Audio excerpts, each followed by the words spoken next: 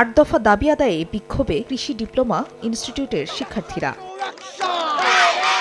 সোমবার সকালে বরিশাল নগরীর রহমতপুরে অবস্থান নেন আন্দোলনকারীরা। পরে বরিশাল ঢাকা মহাসড়ক অবরোধ করে বিক্ষোভ করেন তারা। শিক্ষার্থীদের অভিযোগ, দীর্ঘদিন ধরে দক্ষ শিক্ষকের অভাব কৃষি প্রশিক্ষণ ইনস্টিটিউটে। এছাড়া কৃষিবিদদের বেসরকারি চাকরির ক্ষেত্রেও রয়েছে বেতন বৈষম্য। এজন্য 8 দফা দাবি মানা না পর্যন্ত আন্দোলন চালিয়ে যাওয়ার হুঁশিয়ারি দেন তারা। উচ্চশিক্ষা আমাদের মূল পয়েন্ট, তারপর 10ম গ্রেড গেজেট পাস, তারপর ভাতা সংযুক্তি ভাতা, মাঠ সংযুক্তি ভাতা দেওয়া দরকার এবং আমাদের যে ডিআই থেকে মুক্তি, এরকম আমাদের 8টি দাবি আছে। সচিব মহোদয়কে জানানো হয়েছে যে আমাদের দাবি মেনে নেওয়া হবে, কিন্তু আমাদের দীর্ঘ 9 মাস আশ্বাস দেওয়ার পর আমাদের আশ্বাসচ্যুত করা হয়েছে।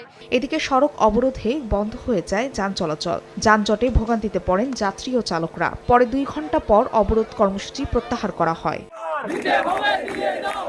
রাঙ্গামাটিতেও বিক্ষোভ করেন শিক্ষার্থীরা। রাঙ্গামাটি খাগড়াছড়ি সড়ক 1.5 ঘণ্টা অবরোধ রাখা হয়। ফাহরিয়া ফারজানা, সময় সংবাদ।